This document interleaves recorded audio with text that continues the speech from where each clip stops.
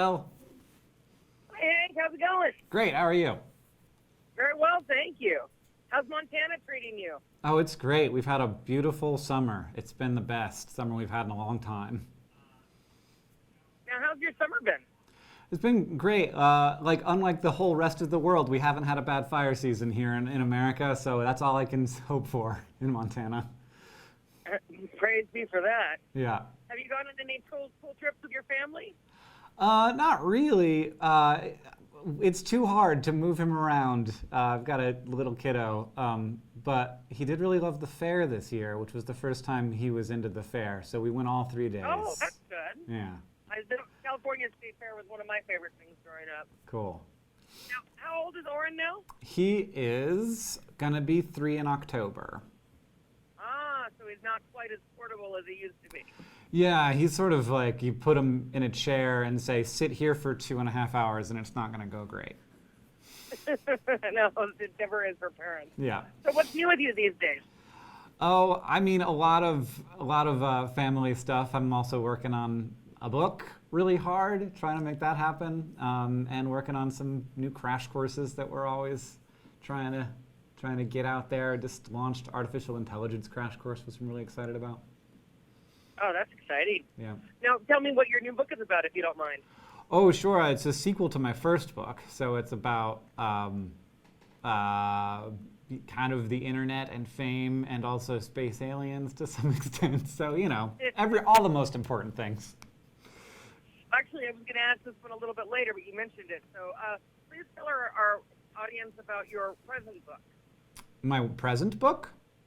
The book that's already out. Yeah, it's called An Absolutely Remarkable Thing, and it is about, it's a young woman who sort of gets famous on the internet because of a very weird occurrence that just keeps getting weirder, and she keeps having to deal with it. And it kind of she loves it, and it destroys her, just like all fame. So your Tom Hanks meme was really funny. My what was? There's a Tom Hanks meme about you telling someone about your book on your social media. Oh, yeah. Uh-huh. Now, what's going on with VidCon? Oh, we just did VidCon in California. We've got another one coming up in Australia real quick here. So I'm trying to keep that in my keep that in my radar and make sure I got my keynotes ready. I never have a lack of work to do, it turns out. Do you travel a lot for your work? Oh yeah, this is sort of travel season, so I go to a bunch of cons, and then we tour a little bit, and then sometimes I have to go to LA to do LA things because that's where the entertainment industry is. Yeah, it's a must-do sometimes. Yeah. Now, for those who don't know, would you mind telling them a little bit about your YouTube channel?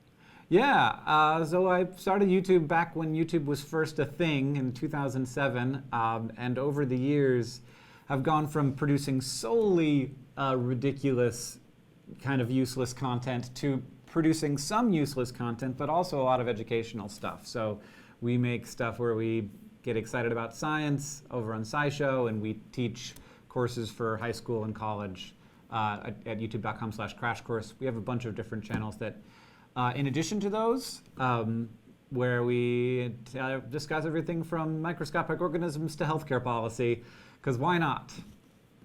There's always something new to learn. Yeah, that's right. Now, what's your favorite thing about working with your brother? Oh, he's, the great thing about working with family is that you trust them, So that's kind of my favorite thing, is having a business partner who, implicitly, the most important part of our relationship isn't the business, it's the family, it's the brotherhood, and that's always going to be the case, and I really like John a lot as a person, so that's, and also it sort of gives us an opportunity to be friends as adults, which can sometimes be hard in adult sibling relationships, I think. It can be, but having great relationships with siblings is always a good thing, and you guys seem very inspiring for other people. Yeah, thanks. Now, please tell me about this study on STEM. Yeah, so Emerson is an engineering company, and their whole future is dependent on being able to hire workers who can do this kind of work. So they have some skin in this game.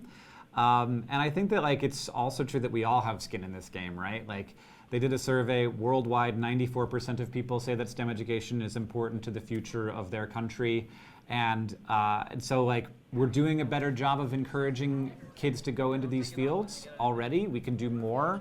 And 57% of Gen Z says that they were encouraged to go into STEM careers. I think that that could be a lot higher. Like if 94% of people think that it's important, it should be 94% of students. Now, what do you say to people who say they don't like science or math? It may be that you're at the point where this, like, the block is there and you cannot overcome the block. But I think that to some extent, like, what I worry about is that talking about how this is like important for the future of the world and it's all about careers, it can kind of be a block for people because you see it and you're like, well, I'm not good at this and like it's too much pressure. When in actuality, like, this stuff is fascinating. And I like learning about the world is one of the chief joys of being a human in my experience. So, math is a way to understand the world, science is a way to understand the world, and they're really good, accurate ways to understand the world. So I love them from those angles, and if nothing else, hopefully we can find joy in that.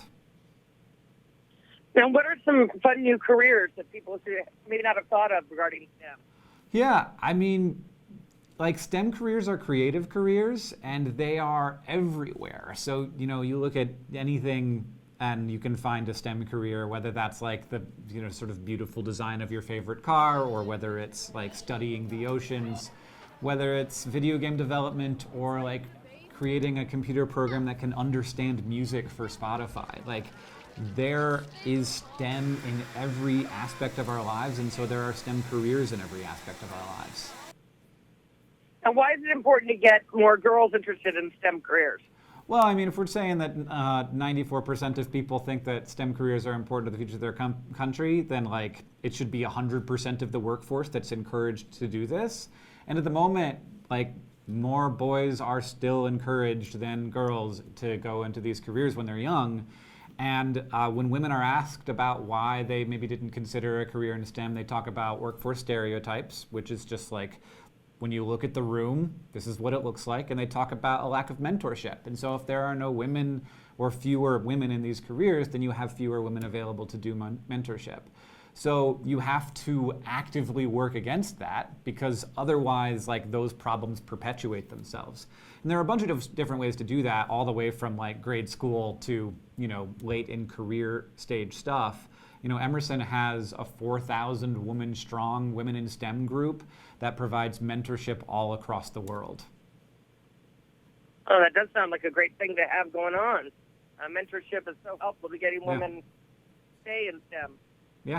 Now, what advice would you have for parents to get their kids lifelong lovers of STEM? I mean, you got to indulge in that curiosity. Like, kids are naturally curious, and when you find those moments when they want to know about the world, like, reward that behavior. Not to talk about this sort of like talking sort of in animal training words, but we're animals. So you have to reward the behavior that you love, and I think also displaying that behavior. So also indulging in your own curiosity in front of them. And when they ask you a question you don't know the answer to, don't say like, I don't know. Like, work with them, show them that the process of science isn't a process of like people giving you information and memorizing it. The process of science is figuring stuff out. And that is an ongoing process, and we can do that on our own, doing our own research, but also we can find out new things that have never been known, and that is one of the glories of being in a STEM career.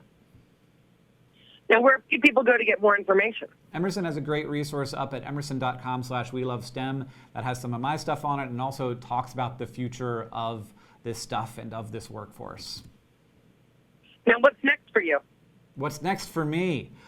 I just launched a new YouTube channel about microscopic organisms that I love, and I'm working hard on my book. So it's a whole thing. It turns out that there are like so many words in a book, and you have to write them all. It is. Yeah. It's a fixing the butt to the chair is very difficult. Well, thank you very much for your time. Good luck on everything. Yeah, thanks a lot.